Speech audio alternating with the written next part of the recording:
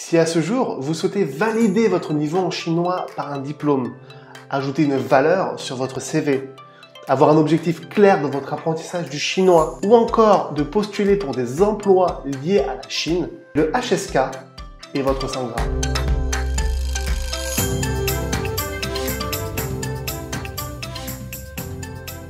Bonjour à tous, ici Kelvin de Chinese et nous allons voir aujourd'hui en quoi consiste le HSK.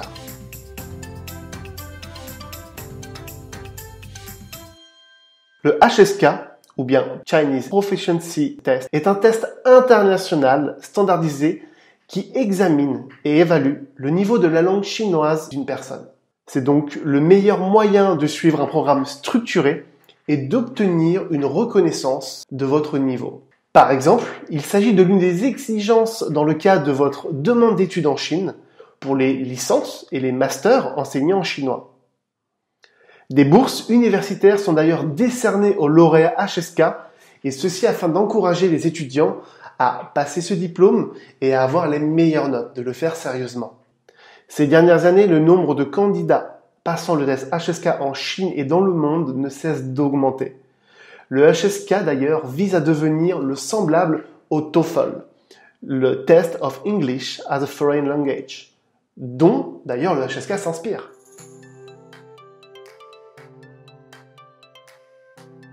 Le HSK évalue les capacités en langue des personnes qui ont suivi des cours de chinois. Les résultats de ce test ont donc des objectifs très pratiques. Premièrement, il s'agit d'une référence pour la prise de décision des écoles, pour l'approbation des élèves, l'allocation d'élèves dans des classes et l'attribution des crédits universitaires. Mais aussi à la prise de décision des dirigeants d'entreprise au niveau du recrutement, de la formation et de la promotion des candidats ayant appris le chinois. Mais c'est aussi une méthodologie pour les apprentis de la langue chinoise pour examiner et améliorer leurs compétences en langue. C'est aussi une méthodologie pour les centres de formation pour évaluer les résultats des tests.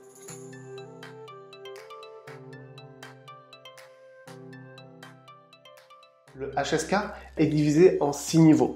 On retrouvera le HSK 1 et 2 pour le niveau élémentaire, 3 et 4 pour le niveau intermédiaire et 5 et 6 pour le niveau avancé, disposant chacun de son propre objectif. Le HSK numéro 1. Le but est de répondre aux exigences de communication avec la capacité d'en apprendre plus. D'un point de vue vocabulaire, celui-ci correspond à 150 mots. On retrouve ensuite le HSK 2.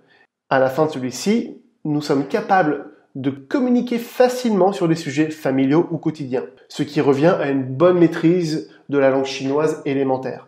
Celui-ci correspond à 150 nouveaux mots, en plus de HSK1, soit un total de 300. On retrouve ensuite le niveau HSK3. Quant à lui, il s'axe sur la capacité à communiquer dans la vie quotidienne, les études et aussi le cadre professionnel. À l'intérieur de celui-ci, on apprendra 300 nouveaux mots. Pour nous, nous considérons qu'il est très important de faire appel à un professeur, car c'est ici que l'on va créer les plus fortes fondations pour votre apprentissage. Passé ce niveau, il est toujours préférable de faire appel à un professeur, mais vous aurez quand même une plus grande autonomie.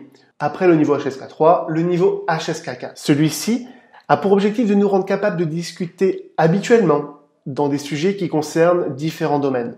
À partir de celui-ci, on passe de 600 à 1200 mots au total.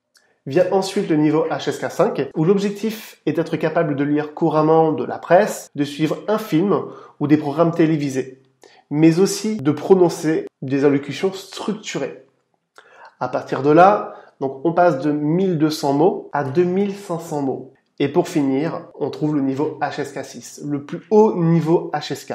À la fin de celui-ci, son objectif est d'être capable de comprendre d'une façon facile les informations lues et entendues, de s'exprimer aisément, que ce soit à l'écrit, mais aussi à l'oral. Là, on double encore une fois le nombre de mots en passant de 2500 à 5000 mots. Il faut savoir que lorsqu'on atteint ce niveau, on a un équivalent bilingue.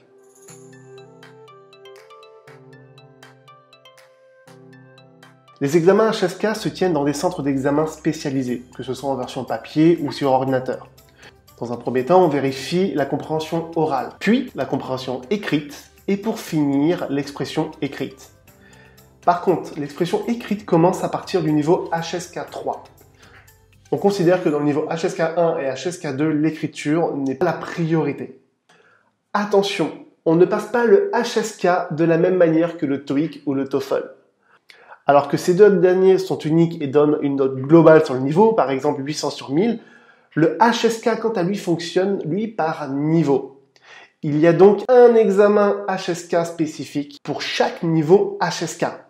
Il est tout à fait possible, par exemple, de s'inscrire le même jour, si c'est organisé de cette manière, à plusieurs examens HSK. Par exemple, le niveau HSK 1 et le niveau HSK 2. Les sessions sont organisées plusieurs fois par an par des organismes et sont souvent prévues pour qu'on puisse passer plusieurs niveaux d'un coup.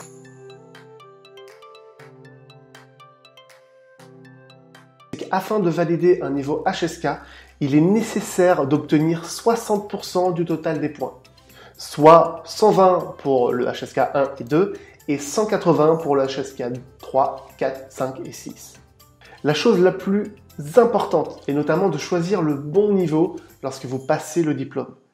Si vous hésitez entre deux niveaux, soit vous essayez de passer les deux, mais si vous n'avez pas le temps, préférez avoir un meilleur score, par exemple un examen HSK 3, que d'avoir un score moins bon, un score de l'examen HSK 4.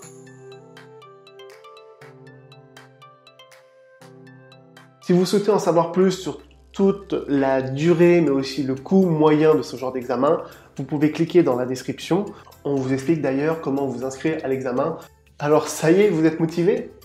Si ça vous intéresse, n'hésitez pas à nous envoyer un message. Vous pouvez nous contacter via le lien disponible dans la description et nous pourrons voir ensemble quelles sont les meilleures méthodes afin de vous permettre d'atteindre le niveau que vous souhaitez et faire valider votre niveau.